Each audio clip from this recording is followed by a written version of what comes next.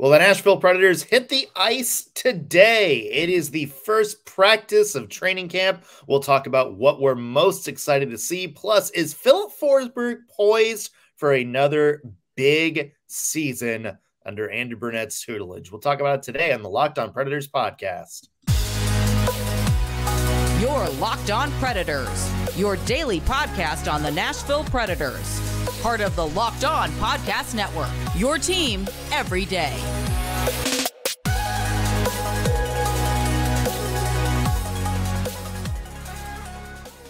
Thank you for making the Locked On Predators podcast your first listen of the day. We are your free daily Nashville Predators podcast, part of the Locked On Podcast Network, your team every day. As always, want to start out with a special hello to our loyal Locked On Pred heads out there, the everydayers who tune into every single show. We love you guys. We appreciate the support you give us week after week.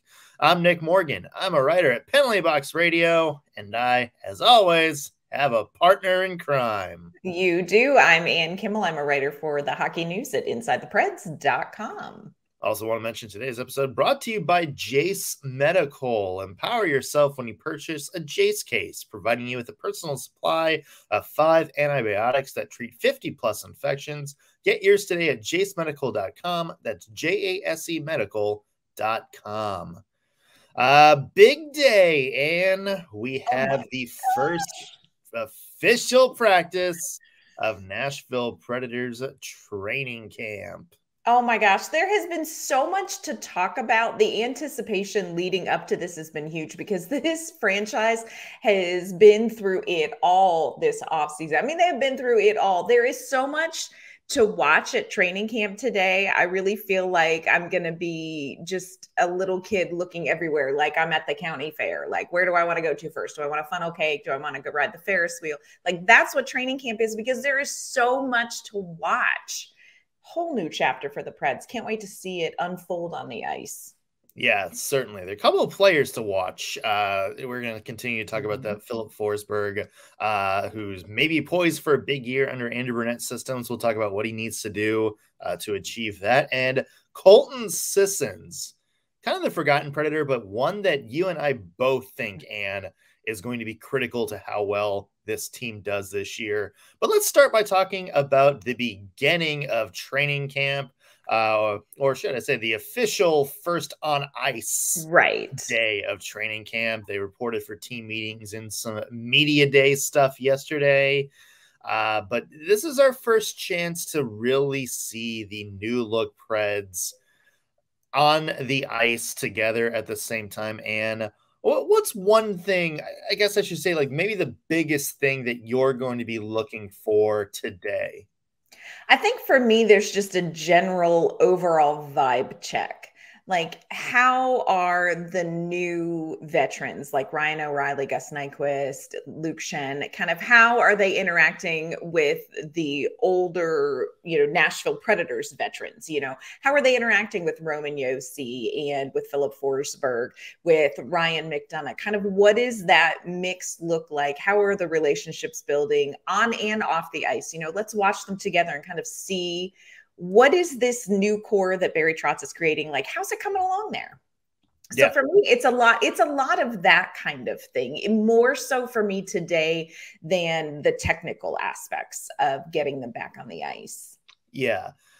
To me, it's not necessarily, I don't know if we're going to get like firm like line combinations or anything like that until we get to the regular season. But I'm kind of interested in seeing like who is with who in some of these line rushes, some of these drills, because on the first day, obviously it might change their camp, but that first day, maybe that gives you a little hint as to what Brunette is thinking. At least, what we talked about yesterday, like, are they going to roll like 3 scoring lines? Are they going to try to distribute stuff throughout? Who's paired with who maybe might give you an idea of like kind of what he's thinking a little bit in terms of that. So I'm kind of interested to see who is paired with who, in some of these drills, especially like the younger players, like which ones are paired with some veterans. who is where, because I think that's going to be fascinating to maybe get a little sneak peek of what Brunette is thinking there. Yeah, I'm all about like how close is Luke Shen standing to Roman Josi? Yeah. I want to, you know what I'm saying? Like, I'm with you. Like, what are his ideas? Are we going to see him trying some things early on in training camp? You know, let's keep our eye on that kind of thing, because it could be just, it could just be the way they line up. It could be an indicator of, hey, Andrew Brunette's looking at this combination and thinking something. So I agree with you. Let's kind of see where everybody sort of lands with any sort of consistency, and see if we can get a glimpse of what Brunette is thinking. Another thing I'm really watching is these young players. And we talked about this yesterday. Yesterday we talked about Barry Trotz, and we talked about competition and confidence. And like, what is the energy on the ice today with these young players? Let's face it, these young players down the stretch at the end of the regular season were on fire. They just wanted to win. They had such a great energy about them. Is that going to carry over? Or is there going to be kind of a different vibe? Because, again, so many things are different taking the ice today at training camp. So for me, I really kind of want to watch, like, are the young players like Luke Evangelista kind of playing, loose and with some confidence, or are players like Cody Glass maybe a little bit more nervous coming into the year? They really had such a great vibe at the end of the season. How much of that carries over, or how much of that is affected by this whole competition thing? So that's something that I kind of want to try to get a gauge for, over the course of training camp. Where are these young guys in everything? Right. Yeah. And we talked about it, where maybe that first impression is kind of the big thing that sets the tone. Yeah. And yeah, like there's so much competition in camp that there's maybe not a lot of room for error. Like, this first impression players give off might be the impression. Maybe that kind of sets them to where they are the rest of camp. Not saying they can't, like, move up, move down, kind of get their way, like, out of it. It's a long season. There's going to be a lot of players to kind of move up and down the lineup, get off to fast starts, maybe if they wind up in Milwaukee. So, I mean, it's not like they're going to be like pigeonholed for the rest of the year based on the first week of camp, but it may, impact who's on this team, to start the season. Right.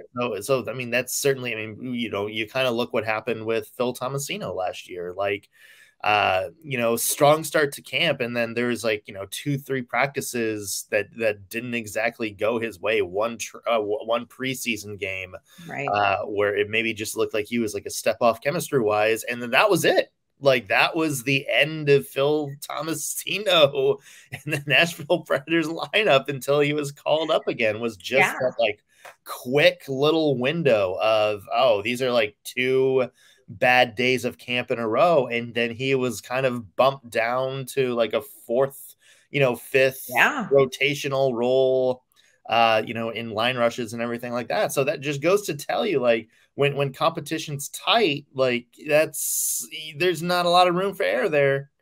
Yeah.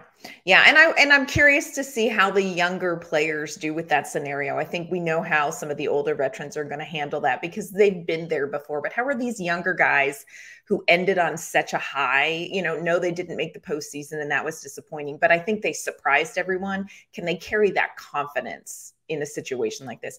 Also, can't wait to see how Andrew Brunette interacts with the players. Like, is he going to be more of a player's coach? How is he going to run practices? How much interaction is he going to have on the ice, in conversation, working one-on-one with players? So can't wait to kind of get our first glimpse at Andrew Brunette as well.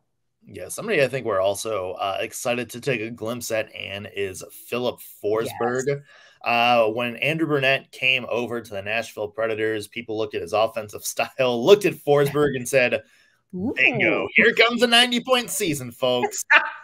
Is that really something that is in Forsberg's wheelhouse this season? We're going to talk about that. First, though, I want to mention today's episode is brought to you by Athletic Greens. Well, all great athletes have one thing in common, folks. They take care of their bodies. And a huge part of that starts with optimizing their whole body health. A lot of them also drink AG1, and that's why I'm a huge fan. With every daily serving, I'm setting myself up for success with 75 high-quality ingredients that give me key daily nutrients and support my energy, focus, strength, and clarity. I was very skeptical about this at first, but then I started getting some AG1 in the meal. Decided to give it a try. And yeah, I love how easy it is and how good it tastes. All it is 1 scoop of delicious AG1 powder in a cup of water each day. It tastes good. It's got a little vanilla taste. I down that, and that's easy than taking like 50 different vitamins and supplements to make sure I'm covering everything. Instead, just 1 glass of AG1 sets you up for the rest of the day and helps everybody take great care of their health. It's also less than $3 a day, which is, you know, pretty good. Cheaper than your maybe daily Starbucks run. And it's a really effective daily habit with high quality source ingredients. So it's a win-win. So if a comprehensive solution is what you need from your supplement routine, try AG1 and get a free year supply of vitamin D and 5 AG1 travel packs with your first purchase. All you have to do is go to drinkag1.com/NHL network. Again, drinkag1.com/NHL network to take it out. All right, Ann, we are talking about the first day of Preds training camp, and somebody I think you and I both excited to see, Filip Forsberg. Yes. This is a guy, of course, you know, Barry Trotz has mentioned his name specifically dozens of times when he talks about players to build around. With Duchesne gone, Johansson gone, Forsberg is, no questions asked, the number 1, at least forward playmaker on this Nashville Predators team. You know, what kind of, I guess, what are you expecting to see from him in this camp, and maybe your expectations for him as the season goes on? I think the first thing that I want to see at camp, and I think every Nashville Predators fan agrees, is Filip Forsberg 100% healthy. You know, according to everything that we've heard, whether it's from him, from the franchise, Filip Forsberg is 100% healthy and ready to go. You remember he had just one of those hits last season that you have nightmares over, was out, only played 50 games, missed from, I think it was like mid-February on with an upper body injury. So to get Filip Forsberg back and at 100%, and with new Andrew Brunette, we want the puck, shoot the puck system. Y'all, this is something that I cannot wait to see happen. Again, last season, 50 games, only 19 goals, 42 points. But this is the same Filip Forsberg who the season before had 42 goals, 42 assists, 84 points, you know, was chasing that franchise single season goal record with Matt Duchesne, who beat him out by 1 goal. But could Filip Forsberg potentially get back there this season? I cannot wait to see what Andrew Brunette has in store for him, because I really think a healthy Filip Forsberg has a chance to do that. I think there's a couple things that really are in place where he could do that. And the one big one for me is Ryan O'Reilly. You know, we've talked about who's going to be the 1C, who's going to be with Filip Forsberg. You know, it was Mikael Granlund. You and I talked about it in the 21-22 season. It was Mikael Granlund that really was the secret sauce, you know, for Duchesne and Forsberg. Ryan O'Reilly, I think, maybe could be that for Filip Forsberg this season. So my hopes are high. I'm not going to lie. My hopes are high. Yeah, well, somebody's got to, like, you know, somebody's got to be that support. Mm-hmm. The other thing is just, you know, maybe some of that is also just on Forsberg doing a lot of it himself. Right. We talked about it, you know, kind of before, is, you know, even in the times where it doesn't look like the Preds have any chemistry, where things aren't necessarily going right the past 2 years, the one guy that always seems to be just out there 100%, making plays for himself, trying to make up plays for other people, was Forsberg. Yes. Yeah, we talked it was that St. Louis game, you know, the one that prompted that, you know, closed door meeting that we talked about for, you know, a bulk of last year. Yeah. Remember, it was Forsberg that you and I said went out at, like, during that game and played like he was so pissed off, like, just like He yeeting the was. puck out of like the Blues' hands, just like taking it himself, like ducking hits, like checking like defenders off of him. Yeah. Like that's the kind of play we need from Filip Forsberg this year, is just somebody who's willing to be like, you know what, I don't have the help that I've had the past few years. This maybe is something that I'm going to have to take into my own hands. I'm going to have to create the bulk of the offense, not just kind of be like the finisher for other players. That's maybe Forsberg's role this year under Brunette's offense until some of these younger players can step up. Yeah. And when Barry Trotz sort of sold this roster reset and taught, we lost Johansson and Duchesne, he really said, look, we have an offensive guy to build around Filip Forsberg. And I thought, you know what, that doesn't make me feel uncomfortable, because I think that is who Filip Forsberg is. He is the guy that can get the offense done. And I agree with you. In that St. Louis game and in other games, Filip Forsberg does not have quit. And I think that's huge. The other thing that I think is going to be really important about his season is what can he do for other players? Because I think Filip Forsberg is going to be the guy who can take like a young player, and I'm just throwing a name out here because I know, we haven't seen Andrew Brunette or any lines yet, but like a Luke Evangelista or, a Phil Tomasino. You can have them playing with Filip Forsberg, and Filip Forsberg could become the guy this season that makes the other guys better. I just think he has that ability. He has that talent. So this is a great guy. If you're going to build your offense around somebody, let's build it around Filip Forsberg and let's see what he can do. My hopes are very high. I'm going to go out on a limb and say Forsberg is going to be much closer to 42 goals this season than 19 goals. I'm 100% with you there. Health. Bearing health, because that has been a legitimate concern for the past several years. That is now, I believe, if I'm counting right, 6 consecutive seasons in which he's missed a significant portion of time. So he's got to stay healthy to give the Nashville Predators a chance. But hey, could happen. I think the Luke Schenn thing may play into that as well, because, last season we didn't have Mark Borowiecki, who was kind of I said, don't touch him guy. Tanner Jeannot traded at the deadline. Well, you've got Luke Schenn now. So you know what? Maybe, it will keep some paws off.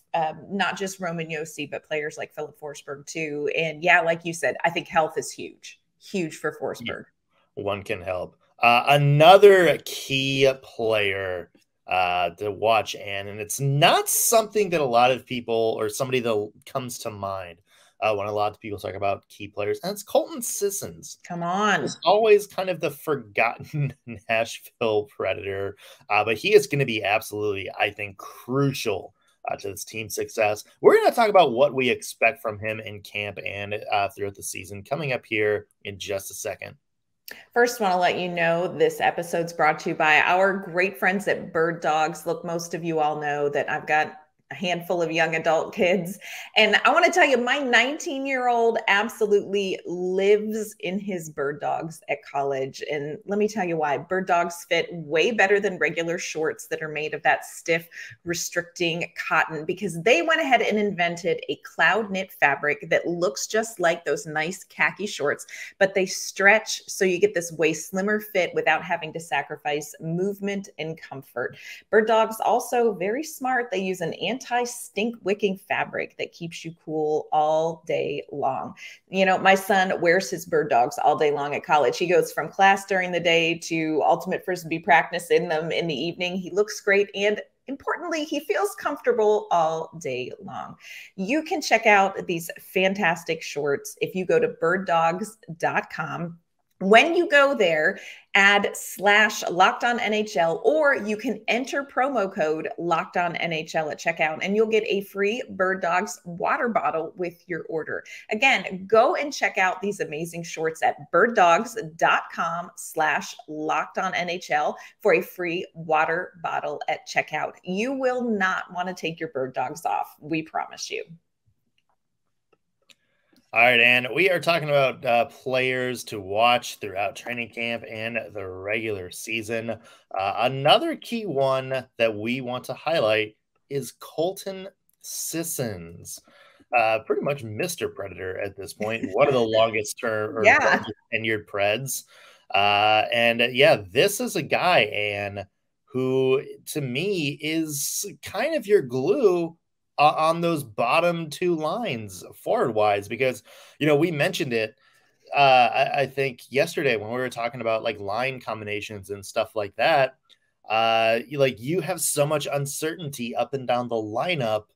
The only, thing we kind of know for certain is that Colton Sissons is kind of going to be the center on either the third or fourth line. And to me, he's the guy that is going to provide some stability to that portion of the lineup. Yeah, absolutely agree with you. We've talked about like who are the sure things in this lineup. There are very few of them, y'all. Jase, Forsberg, UC Saros, but I would add Colton Sissons is, I think, as close to a sure thing as you're going to get in this lineup for the reasons that you said. This is a guy who's going to play bottom 6 minutes, but he is the anchor for that. And if you look back at the end of last season, when you lost your Forsberg and you lost your Jose and you lost your Duchesne and your Johansson, who was the guy on and off ice who kept things going? And it was Colton Sissons. He really was one of those guys that did such a great job kind of rallying the troops and keeping things going on the offense.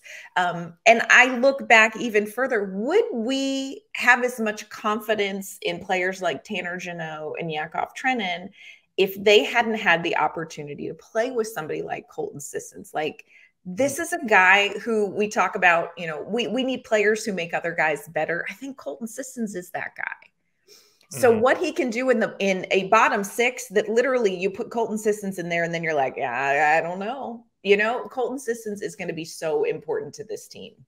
Yeah. You talked about it last year, and, there's all this talk about like the Preds' lack of scoring and, players getting shuffled out. We kind of completely missed that Colton Sissons tied his career high in points. He had 30 points, which is when the same point total he had back in 2018, 2019, that year that everybody thought, is Colton Sissons kind of ready to elevate himself a little bit?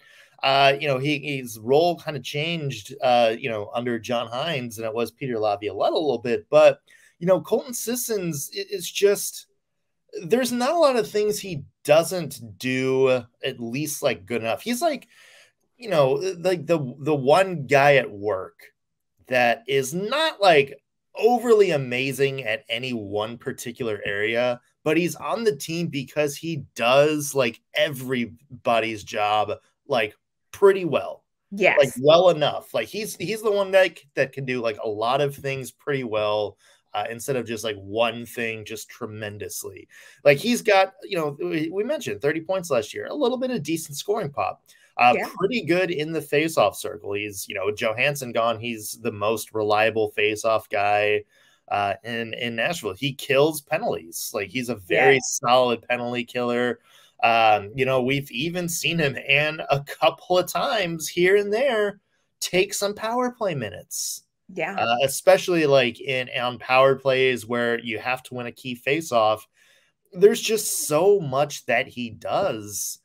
And, I think a lot of people kind of miss his importance to the team. And when you go this year where there's a lot of uncertainty and there are a lot of moving pieces and you're not really sure which players are going to be, in Nashville and which are going to be in Milwaukee and how the lines are going to shake out. The fact that you can just plug in Colton Sissons into the back of the lineup and know that his line is going to be ready, that he's going to be ready in case the Preds need some big minutes, that's big. Like that is absolutely huge. Yeah, huge. And that's what makes me really feel like this is a guy who is a sure thing. I love what you said. He is the guy that can clear the paper jam in the copier. Yeah. Like that's who Colton Sissons is. He really does anything. And you hit on, something I think that is maybe undervalued, and that's him on the penalty kill. So good on this penalty kill. And again, I go back to he may be the perfect guy for a young player like a Tomasino or a Joachim Kimmel. Like put him with Colton Sissons and let's see what happens. I really love what Colton Sissons does. He's kind of a stabilizer for this team. Yeah. You know, and I see him in that same role this season. If you can get him a couple of line mates that really are ready to kind of step up their offense, Colton Sissons is going to be a big part of maybe a young player or a Yakov Trenin or somebody like that kind of having their next step season. Really, really key guy for the Preds. Yeah, and it's going to be interesting because let's say, like, Andrew Brunette wants to put, kind of some younger centers up front. So, you got Ryan O'Reilly, you got Cody Glass, you got Juuso Parssinen.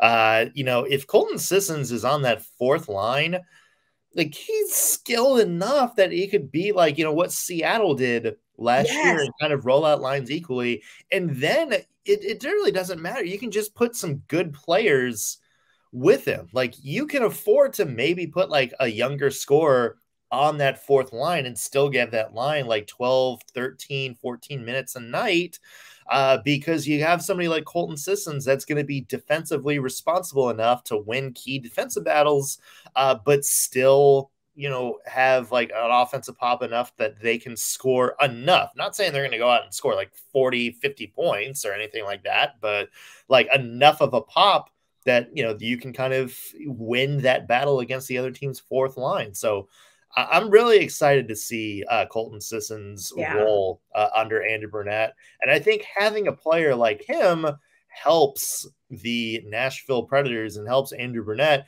be able to do more in terms of creativity with your lineups. Yeah, he opens up a lot, especially, we've talked about that bottom six could be an absolute crapshoot. Training camp is going to be huge, sorting out who is going to make the roster out of camp, in that bottom six. But man, if you've got Colton Sissons in there, that's a little bit the ace up the sleeve for that bottom six. And, anything could happen. And I like that. So many opportunities open up for what this team can do, where you don't have like our third line is going to be our checking line. And our, with Colton Sissons, you can do a number of things. Looking forward to that. There are more players that we are going to tackle coming up later, including some, intriguing battles on defense. That is going to be an interesting thing to watch, as well as some of the young players like Phil Tomasino. What do you want to see from him in camp? Same with Luke Evangelista. So we're going to get to those later on the Locked On to Predators podcast. And Ann is going to be at practice today and tomorrow. So we will have some insights from the first day of practice tomorrow. And Ann, let people know where they can find your work until we get there. You can find my work online at InsideThePreds.com. You can find me on Twitter, X, I don't know, @K_Mama on Ice. I can't get there. No, it's something. You can find me at penaltyboxradio.com or that website at @_NS Morgan. That's going to do it for us on today's Locked On Predators podcast. Thanks for making us your first listen of the day. We'll be back tomorrow with an all-new episode. We'll see you then.